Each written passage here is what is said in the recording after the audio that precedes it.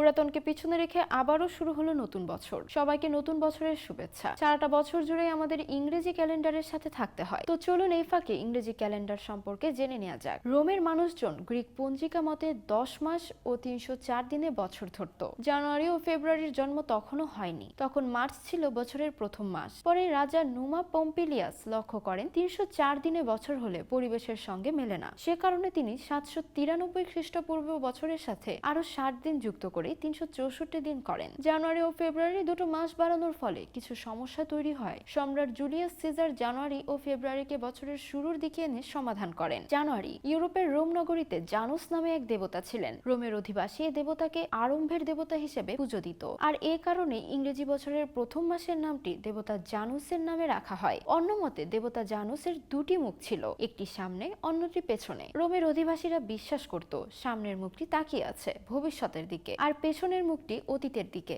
এ কারণে জানুয়ারি বছরের শুরুর মাস। ফেব্রুয়ারি, অনেক আগে রোমের অধিবাসীরা ফেব্রুয়া নামে হৃদয় শুদ্ধ করার উৎসব পালন করত। ফেব্রুয়া মানে শুদ্ধ। রোমে বসবাসরত মানুষজন এই মাসটিতে শুদ্ধতার মাস মনে করে মার্চ, রোমান যুদ্ধ দেবতা মারোসের নাম অনুসারে মার্চ মাসের নামকরণ হয়। যুদ্ধ দেবতার নামে এই মাসের নামকরণ হওয়াতে অনেকেই এই মাসকে সামরিক কুচকাওয়াজের মাসও বলে থাকেন। এপ্রিল, অনেকের মতে এই মাসটি রোমানদের প্রেমের দেবী ভেনাসকে উৎসর্গ করে দেওয়া। অন্য মতে বসন্তের প্রবেশপথ খুলে দেয়াই এপ্রিলের কাজ। তাই কারো কারো ধারণা ল্যাটিন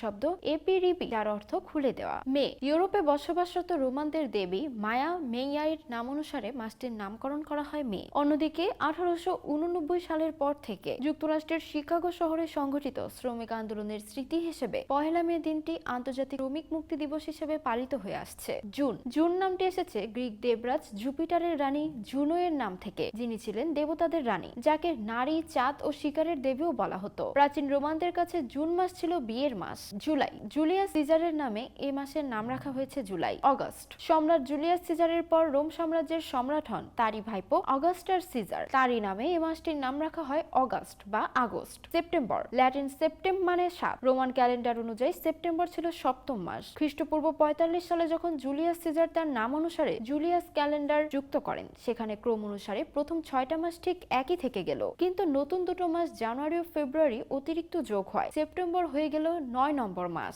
অক্টোবর, ল্যাটিন অক্টো মানে 8, আর বার শব্দটি বিশেষণ হয়ে অনুস্বর্গ হিসেবে ব্যবহৃত হয়েছে, কিন্তু জুলিয়ান এবং গ্রেগরিয়ান ক্যালেন্ডারে অক্টোবর হচ্ছে 10ম মাস। ল্যাটিন নভেম মানে 9, আর বার শব্দটি বিশেষ হয়ে অনুস্বর্গ হিসেবে ব্যবহৃত হয়েছে, কিন্তু জুলিয়ান এবং গ্রেগরিয়ান ক্যালেন্ডারে নভেম্বর হচ্ছে 11 মাস। ডিসেম্বর, ল্যাটিন শব্দ ডিসেম অর্থ দশম। সম্রাট জুলিয়াস সিজারের বর্ষ সাজানোর আগে অর্থানুসারে এটি ছিল 10ম মাস, কিন্তু আজ আমাদের কাছে এই মাসের অবস্থান ক্যালেন্ডারের শেষ ভাগে। একইভাবে ল্যাটিন ডিসেম মানে 10, কিন্তু বাস্তবে ডিসেম্বর দ্বাদশ মাস।